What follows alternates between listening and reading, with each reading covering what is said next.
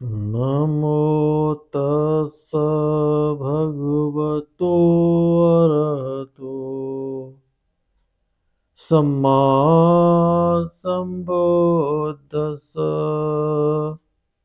सभी धम्म मित्रों को सप्रेम नमो बुद्धा, जय भीम। बौद्ध भारत में आपका स्वागत है। दीघ निकाय का जो तीसरा जो सूत्र चल रहा है, अम्बट्ठ सूत्र, उसमें अब दूसरा विषय आता है अम्मष्ट का शाक्यों पर आरोप। आइए सुनते हैं कि अम्मष्ट ने शाक्यों पर, भगवान खुद भी शाक्य थे, क्या आरोप लगाया। माँ जो चर्चा जो चल रही है, और अम्मष्ट भिक्षुओं से पूछ करके और भगवान के जहाँ पर कुटी थी वहाँ पर जा कर के क्या करता है देखते हैं। तब अम्मष्ट मालवक ने, जहाँ वह बंद दरवाजे वाला घर था, चुपचाप धीरे से वहाँ जा बिलाई को हिलाया। भगवान ने द्वार खोल दिया। अम्मष्ट मालवक ने भीतर प्रवेश किया। दूसरे मालवकों ने भी प्रवेश कर भगवान के साथ संबोधन किया और एक ओर बैठ गए। उस समय अम्मष्ट मालवक स्वयं बैठे हुए भी भगवान के टहलने वक्त कुछ पूछ रहा था। स्वयं खड़े हुए भी भगवान से कुछ पूछ रहा था। ये नियम के विरुद्ध बात थी। तब भगवान ने अम्मष्ट मालवक से यह कहा, अम्मष्ट, क्या वृद्ध महल्लक आचार्य प्राचार्य ब्राह्मणों के साथ कथा संलाप ऐसे ही होता है जैसे कि तू चलते खड़े हुए बैठे हुए मेरे साथ कर रहा है। इस तरह से उसकी जो शारीरिक जो अवस्थाएं, उसके जो जो आचरण था, सदाचरण था, जो नियम था, उसके विरुद्ध था। नहीं हे गौतम, चलते ब्राह्मणों के साथ चलते हुए, खड़े ब्राह्मणों के साथ खड़े हुए, बैठे ब्राह्मणों के साथ बैठे हुए बात करनी चाहिए। यानी कि वो जानता है इस बात को। सोए हुए ब्राह्मण के साथ सोए हुए बात कर सकते हैं, किंतु हे गौतम, अब देखिए जातिवाद, जो मुंडक, श्रमणक, नीच, काले ब्रह्मा बंधु के पैर की संतान है, उनके साथ ऐसे ही कथा संलाप होता है जैसे कि मेरा आप गौतम के साथ। देखिए उसका घमंड, अपनी जाति का घमंड, कि वो एक भगवान के सामने उसका गुरु भी एक साधारण आदमी है और उसका वो शिष्य है, और उसके अंदर वो ब्राह्मणवाद कितना कूट कूट के भरा हुआ है कि एक इतने बड़े सम्यक संबुद्ध के साथ इस तरह का बर्ताव कर रहा है, तो आम आदमी की तो बात ही किया। ये 2500 साल पहले का जातवाद, ये यहाँ पर उसका उल्लेख मिलता है। अम्मष्ट, याचक की भांत तेरा यहाँ आना हुआ है, यानी कि तू याचक की भांत आया ज्ञान के प्रयोजन से। मनुष्य जिस अर्थ के लिए आवे, उसी अर्थ को उसे मन में करना चाहिए। अब मस्ट जान पड़ता है कि तूने गुरुकुल में नहीं वास किया है। वास करे बिना ही क्या तुझे गुरुकुल का वास अभिमान करता है। तब अम्बस्ट मालवक ने भगवान के गुरुकुल आवास कहते से कुपित असंतुष्ट हो भगवान को ही घुनसाते, खुनसेन तो भगवान की ही निंदा करते, भगवान को ही ताना देते। श्रमण गौतम दुष्ट है सोचकर कहा, हे गौतम, शाक्य जाति चंड है।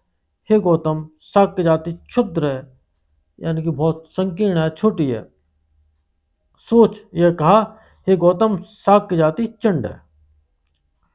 हे गौतम, शाक्य जाति बकवादी है, नीच समान होने से शाक्य ब्राह्मणों का सत्कार नहीं करते, ब्राह्मणों का गौरव नहीं करते, नहीं मानते, नहीं पूजते, नहीं खातिर करते।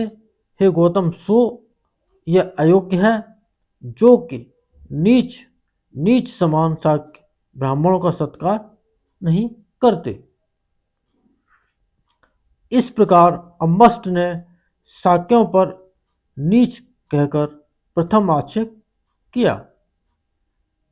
ये उनको आरोप लगा दिया कि ये नीच है।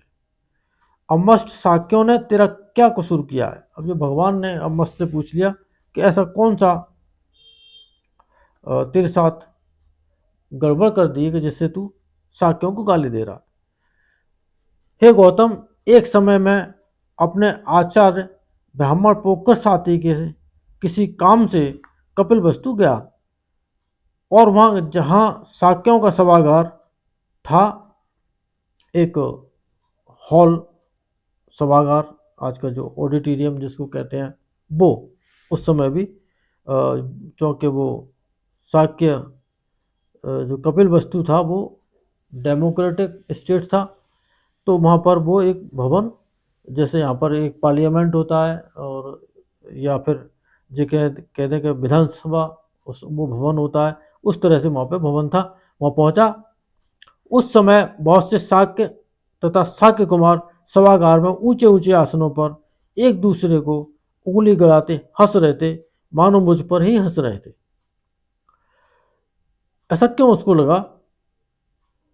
उनमें से किसी ने मुझे आसन पर बैठने के लिए नहीं कहा।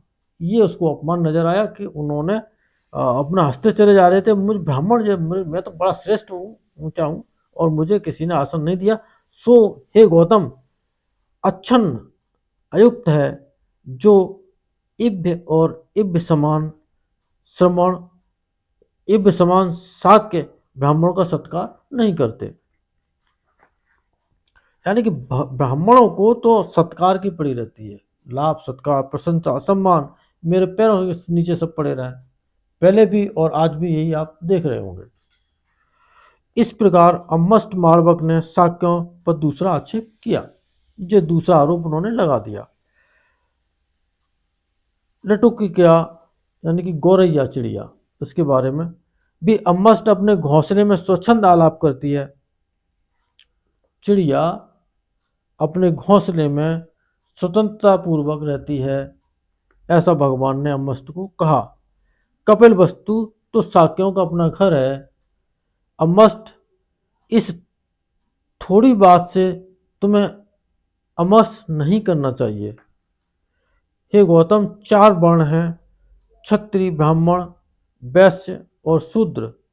इनमें से हे गौतम, क्षत्रिय, वैश्य, शूद्र, यह तीन वर्ण ब्राह्मण से ही के ही सेवक हैं। यानी कि उसने अपना पूरा ब्राह्मणवाद माँ भगवान के सामने सुना दिया।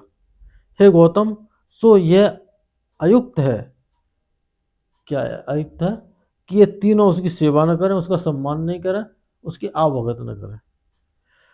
इस प्रकार अम्मस्ट मालवक ने इब्य का शाक्यों का तीसरा आरोप लगाया, यानी कि नीच, शाक्यों को नीच बोल करके, और शाक्यों को तो वैश्य शूद्र ये नीच वर्णों में ही गिन लिया, और इस तरह से शाक्यों को क्या वो सबको ही लगा दिया। तब भगवान को ऐसा लगा कि यह अम्मस्ट मालवक बहुत बढ़ बढ़कर शाक्यों को नीच कहकर आरोप लगा रहा है, और वैश्यों को भी और शूद्रों को भी। क्यों न मैं इससे गोत्र पूछूं।